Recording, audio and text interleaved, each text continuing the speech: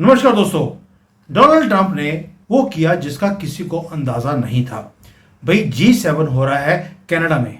Canada को lead लेनी चाहिए और वहां पर ट्रंप ने लीड लेनी शुरू कर दी, जैसे कि कनाडा 51st स्टेट अमेरिका का ऑलरेडी बन गया।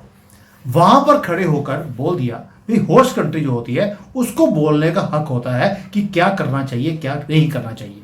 भाई G20 हुआ, हमने बोला कि भाई G21 होना चाहिए। अफ्रीका को हमने इनवाइट किया, सबकी वोट की और वो G21 हो गया और पहले आधे घंटे में काम खत्म कर दिया था। कनाडा में हो रहा है G7, वहां पर डोनाल्ड ट्रंप ने 2 डिक्लेरेशंस दे दिए। एक कि G7 अब G8 होगा, G9 होगा, G10 होगा। बल्कि ये तो ऐसा हो गया जैसे कि ये सोनिया गांधी का घर हो, 10 नंबर 10 नंबर ही है, 10 नंबर पे रहती हो। वही डोनाल्ड ट्रंप भी करने वाले हैं। वहां पर अब इनवाइट कर दिया किसको भी, उन्होंने बोल दिया चाइना को G7 का मेंबर बनना चाहिए, व्हाई नॉट। उसके ऊपर बहुत ज्यादा अब अड़कड़े लगाई जा रही हैं। उर्सुला वंडरलैंड, उसका नाम वंडरलैंड ही है क्योंकि सारे काम वंडर वाले करती है। उसने भी गुस्सा जताया है कि भाई ये तुम क्या करते जा रहे हो, ये सारे के सारे जो G7 है इसका तूने सत्यानाश कर दिया है चाइना को बीच में बुलाकर।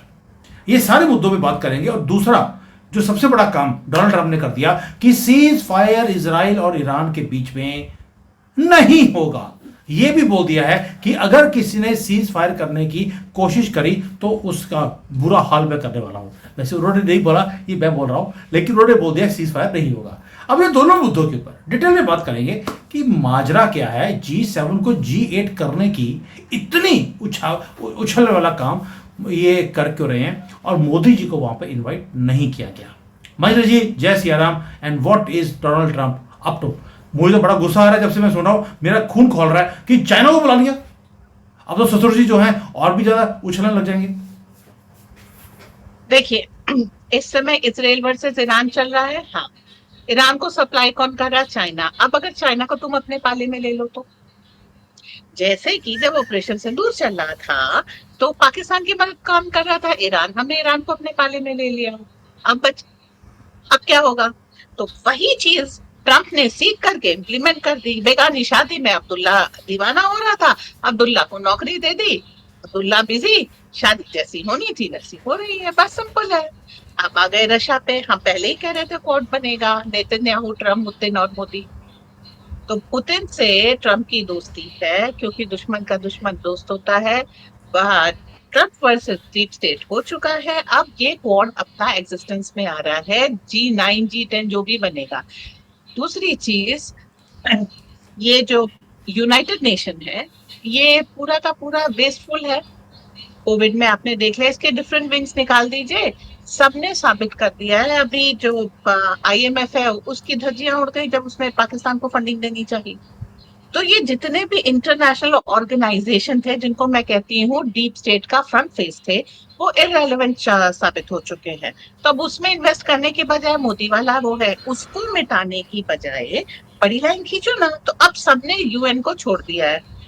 ओके, ट्रंप ने तो फंडिंग ही बंद कर दी। कहीं ऐसा ना हो UN बिल्डिंग जो न्यूयॉर्क में, उससे कहे बेटा किराया ला, पैसे तो मैं देने से रहा, तू यहाँ पे मेरी लैंड लेकर है, लीज किया है, वो पैसे दे। अब जो है ये G7 में अपना G7 एक्सपैंड करेंगे। क्यों? G7 में तो कुछ प्रोडक्शन होता नहीं। प्रोडक्शन कहाँ होता है? भारत और चीन, चाइना में। तो बिना हाँ, तो चाइना को बुलाना पड़ेगा। वैसे भी बुलाना पड़ेगा भैया।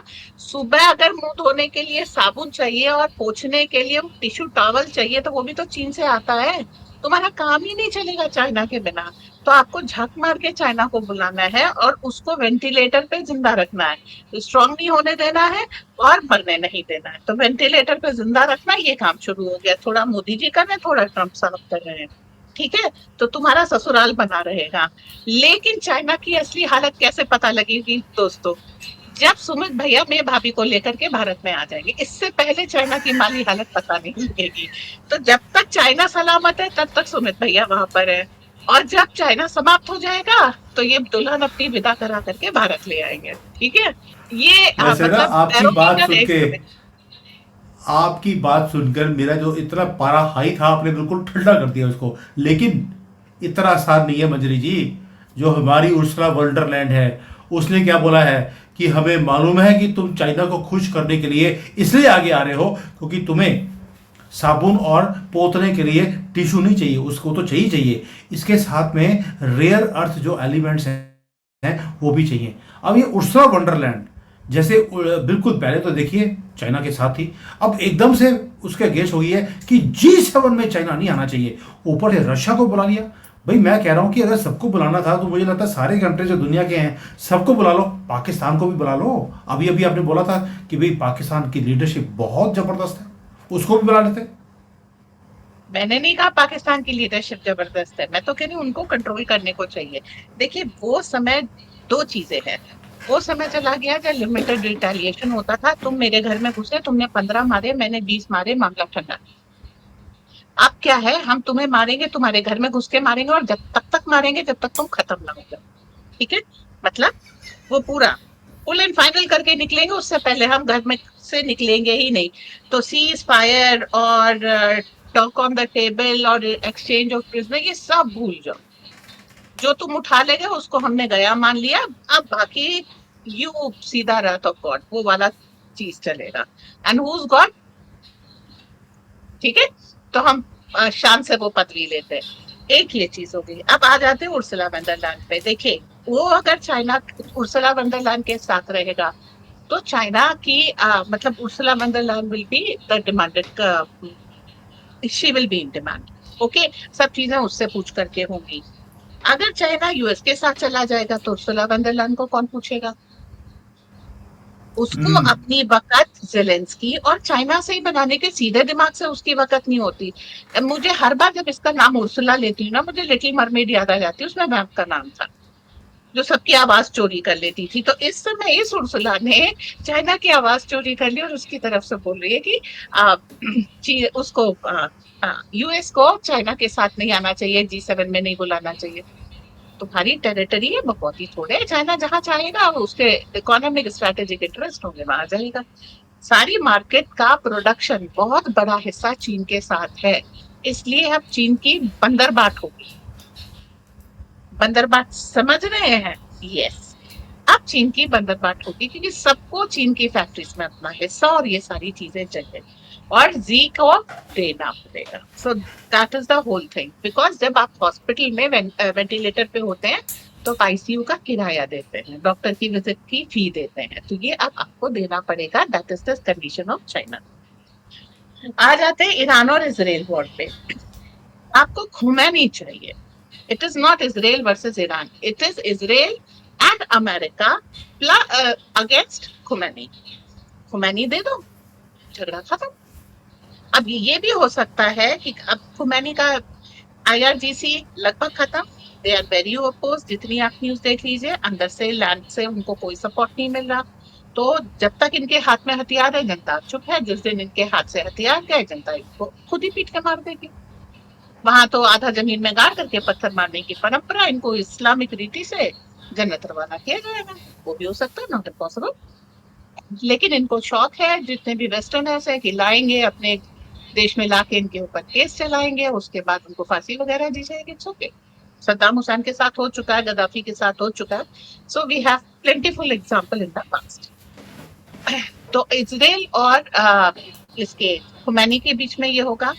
गाजा देखिए पूरा समतल होता जा रहा है, वर्ल्ड पूरा प्रेशर लगाए हुए, ईयू पूरा प्रेशर लगाए कि किसी तरीके से पैलेस्टीन बचा लें। अपराधी बचाओ अभियान बहुत ज्यादा चल रहा है। क्यों? इनको जेलों में रखो, जिंदा रखो, ताकि जब हमें जरूरत पड़े हम इनको आजाद करा दें। अभी देखिए जितने भी रेबल्स थे हमने आजाद करा लिए ईरान के उससे। बांग्लादेश में आपने ये देखा, पाकिस्तान में भी ये रखा। तो अपराधियों को एक चीज समझना चाहिए नया, कि अपराधियों को जेल में रखने से कोई फायदा नहीं। जिंदा रखोगे बाद में उनको कोई छुड़ाने आएगा। हमने आजाद मसूद के चक्कर में देखा, वो जिंदा था, जेल में वजन बढ़ा रहा था, उसको सब तरह की सर्विसेज मिल रही थी, बिरयानी सरकार खिला रही थी, उसका 11 किलो वजन बढ़ गया, और उसके बाद उसको छुड़ाने के लिए प्लेन अगवा किया और वो बाद में चला गया। अगर आपने उसी समय मार दिया होता, आपकी आईसीजे वो एबडक्ट होने से बच जाती। तो फर्दर अपराधियों को मारना पड़ेगा। अभी आप ये सोचिए, वो लोग यही कोशिश कर रहे हैं कि अपराधी ना मारे जाए, जितने भी हैं। इसका धर्म इजाजत देता था, इसको यहाँ के कानून नहीं पता थे। अरे you don't have to rape a 8 year old girl, ये आपको बताना पड़ेगा। हम्म। आई मीन इस तरह की चीजें, ये इतने स्टूपिड एक्सक्यूजेस होते हैं जिसको लेकर फिर उनके मानव अधिकार, every sinner has a future. No sinner, जिस दिन आपने, the day you sin your future is finished, your life is finished. तो अभी आपको वो सारी व्यवस्थाएं जो लेफ्टिस्ट थी इनको बदलना पड़ेगा। लेफ्टिस्ट अभी भी सर्वाइवल के लिए प्लेस ढूंढ रहे हैं।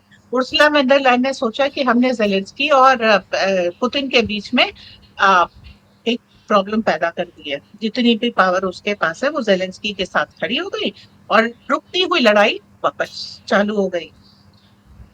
यूक्रेन में जितने भी ह्यूमन राइट वायलेशंस हो रहे हैं वो हम सबको पता है, बहुत बार बोल चुके हैं।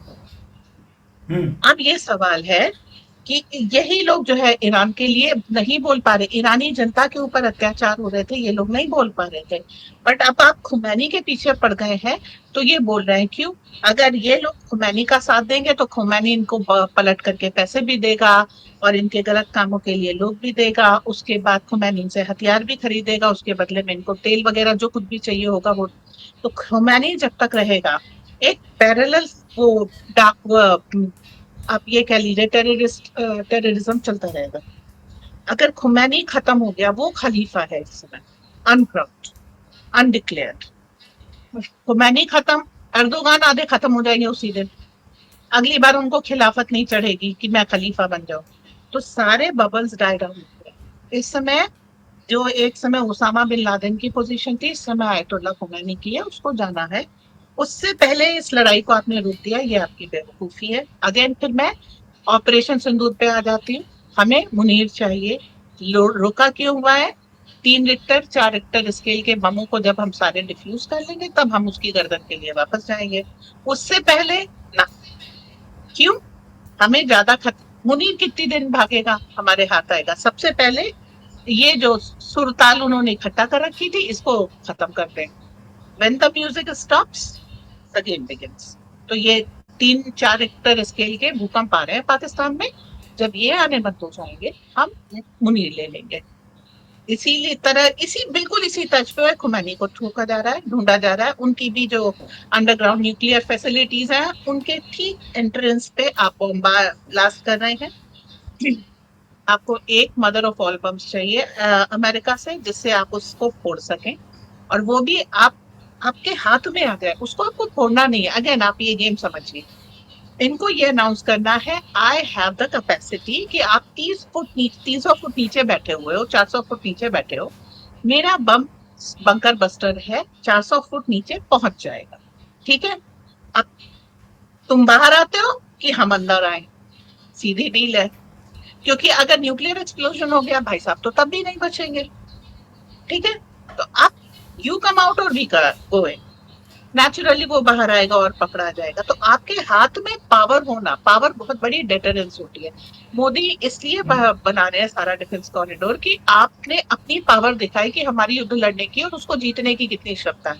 दुनिया ऑटोमेटिकली दूर रहेगी। ऐसे ही इजराइल के हाथ में वो बम आ जाए तो मैंने खुद निकल करके बाहर आएगा, वरना जो उसके जो लोग हैं जो अंदर खाना पानी सब पहुंचा रहे हैं वही उसको खींच के बाहर ले आएंगे, या वो अपने साथ ले जाएंगे एक आध को कि चलिए आइए।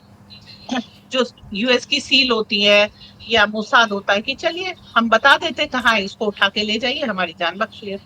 ऐसे लोग जब लास्ट मोमेंट पे, हमेशा यही एक सेट पैटर्न है, वही होता है। लास्ट मोमेंट पे खुमैनी को ये लोग खुद ही हैंड ओवर कर देंगे। तो दिस इज द प्लान। पहले रुकने से कोई फायदा नहीं है जी।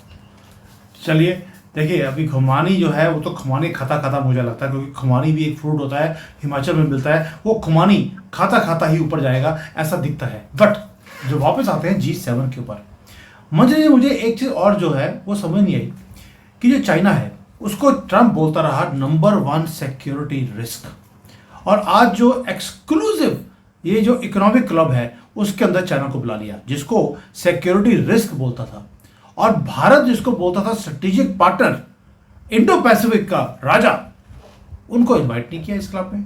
अब ये तो नाइंसाफी नहीं है? अलग अलग जगह देखिए, G7 कहाँ हो रहा है? कनाडा में। कनाडा में सिक्योरिटी रिस्क किसको है? कुछ भी कहिए, खालिस्तानी जितने भी उछल हैं वो डीप स्टेट के भरोसे ही उछल है। बट इनके पास ना कोई पावर है ना कुछ है, केवल ये ड्रग्स और ह्यूमन ट्रैफिकिंग करके ये अपने पैसे कमा करके सर्वाइव कर रहे हैं। वंस इन अ वाइल एक यूट्यूब के ऊपर वीडियो रिलीज कर देते हैं, दैट्स ऑल। इतनी कैपेसिटी इनको। लेकिन ये हमारे प्रधानमंत्री, विदेश मंत्री सबको थ्रेट दे रहे हैं, तो इसके मतलब है इसके पीछे डीप स्टेट है। और एक नियम है भारत का, ठीक है उनकी कोई औकात नहीं, लेकिन हम उन्हें छोटा नहीं रखते समझते। किसी घड़ी उनके हाथ में कुछ लग गया, so we won't take unnecessary risk. आप चाइना को ले आइए, उन्होंने पहले कहा था चाइना इज सिक्योरिटी रिस्क। अब हम ऐसा क्यों नहीं सोचते कि जो रिस्क चाइना की तरफ से था, हो सकता है हमने खत्म कर दिया हो। China is no more a security risk, China is no more a military power. हो सकता है, इम्पॉसिबल नहीं है। चाइना का प्लेन आ रहा था ईरान की तरफ, उसको डाइवर्ट करके वापस भेज दिया, लैंड नहीं कर पाया, माल डाउनलोड नहीं कर पाया। तो अब चाइना वो कर रहा है जो हम कह रहे हैं। हम कह रहे हैं अपना प्लेन वापस ले जाओ, वो कहता है यस सर। हम कह रहे हैं इकोनॉमिक फोरम में आ जाओ, वो कहता है यस सर। तो जब yes sir three bags full हो ही गया है, तो रिस्क कैसा? तुम हमारे कहने पे चलते रहो, ठीक है, बोला ना वेंटिलेटर पे जिंदा रखना है, तो जितना वहां पर प्रोडक्शन फैक्ट्रीज हैं तो उनको चलाते रहना है। हम लोगों के विरोध में नहीं है, हम लीडरशिप के विरोध में। Okay, same with Putin. Putin no जो कर रहे हैं वो, जी पुतिन जो कर मंजरी जी रहे हैं देखो, वो, G7 में आपको इनवाइट नहीं किया, यानी कि चाइना को वहां पे बिल्कुल एंड सेंटर स्टेज पे बिठा दिया कि इनको बुलाना जरूरी है, रशिया को भी बुलाना जरूरी है। बाकी प्रस्ताव रखा है, अभी आगे जाके डिस्कशन होगा। हो सकता है जब आगे डिस्कशन हो उसमें भारत को बुला लिया जाए। लेकिन भारत भी तो कम नहीं है, हमने भी क्या किया है, चाइना में राजनाथ जी जा रहे हैं वहां पर एससीओ की मीटिंग अटेंड करने के लिए।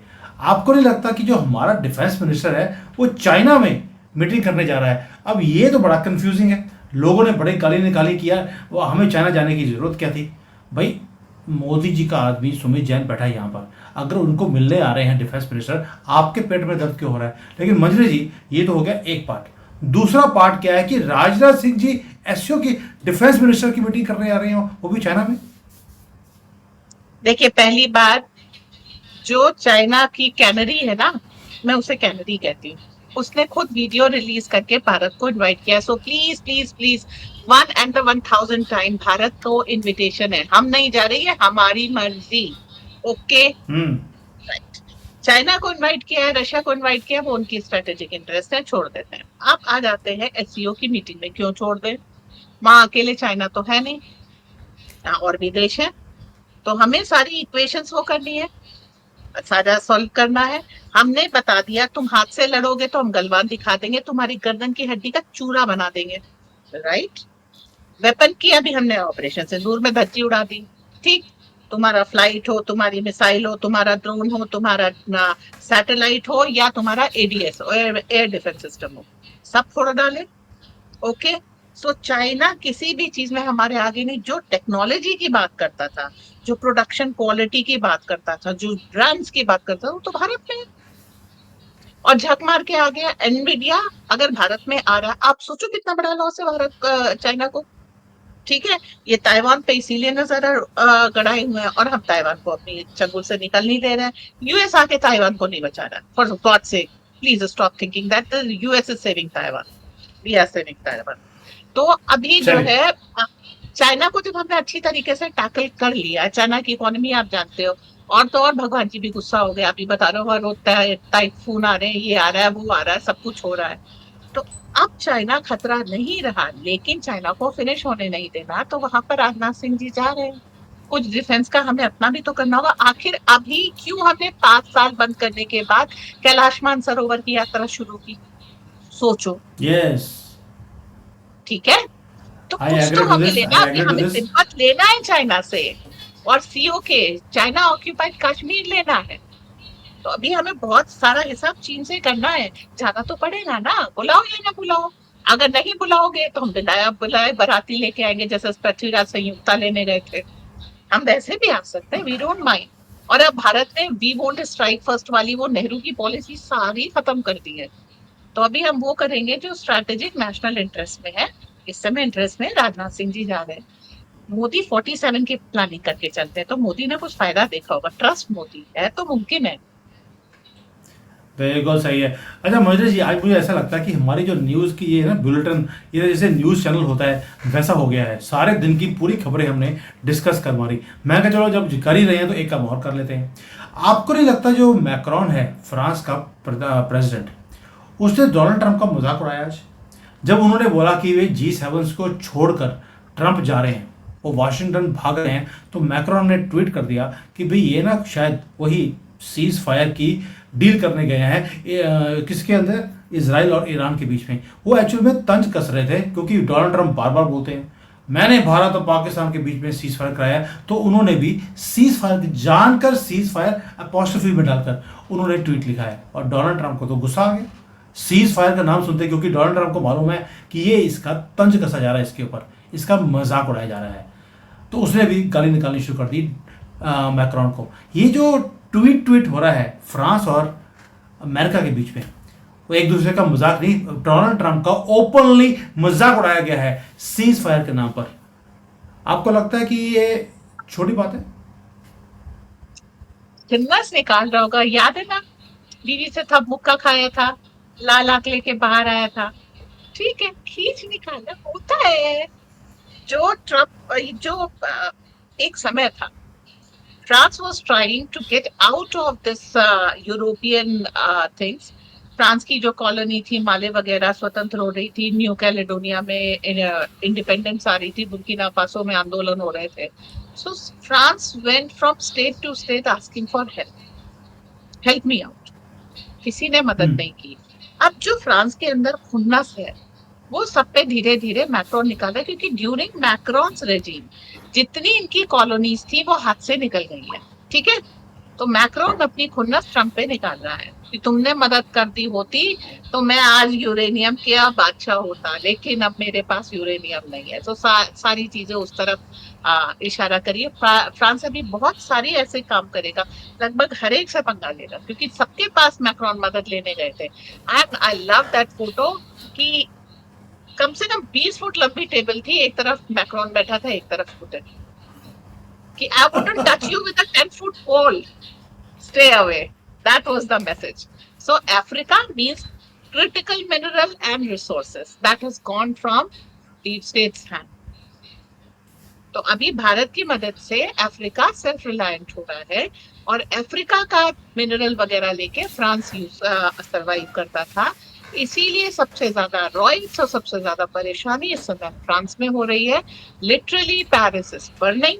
तो आपको ये चीज देखनी चाहिए, इसकी खुन्नस सबके ऊपर निकालेगा मैक्रोन। ऊपर से बीवी ने पीट दिया, बताओ अब बीवी है कि बेवा है, क्या पता।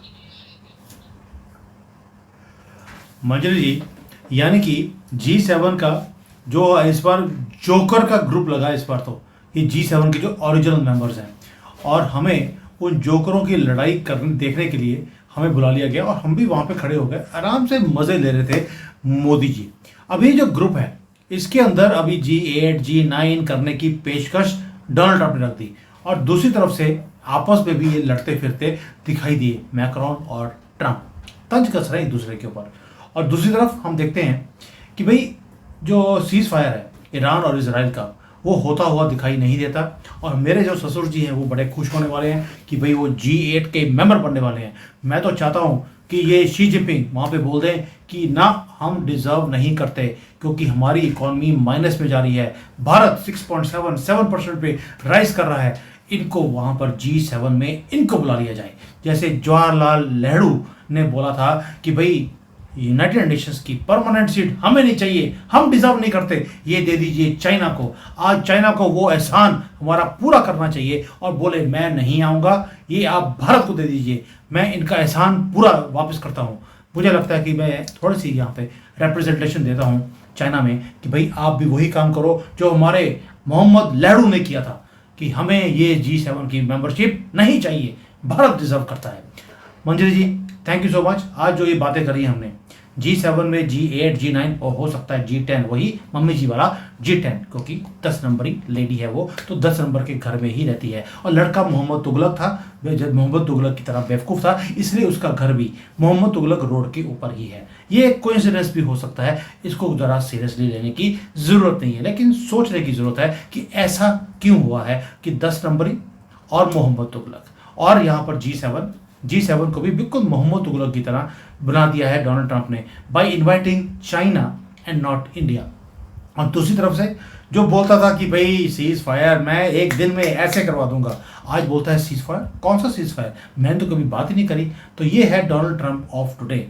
अब आगे जाके कल को सुबह हो सकता है उठने के बाद वो बोले मैंने तो सीज फायर की बात बोली थी, आपने किया क्यों नहीं। तो कल सुबह की न्यूज़ कल सुबह डिस्कस करेंगे कि सीज फायर के लिए डोनाल्ड ट्रंप बोल रहे हैं या नहीं बोल रहे हैं। लेकिन मंजरी जी ने समझा दिया कि टारगेट खमेनी है, जब तक खमेनी नहीं जाएगा, खमेनियां खाते खाते, तब तक ये युद्ध चलता रहेगा। चलो अब कल देखेंगे। Good night, thank you for watching. जय सिया राम। जय सिया राम।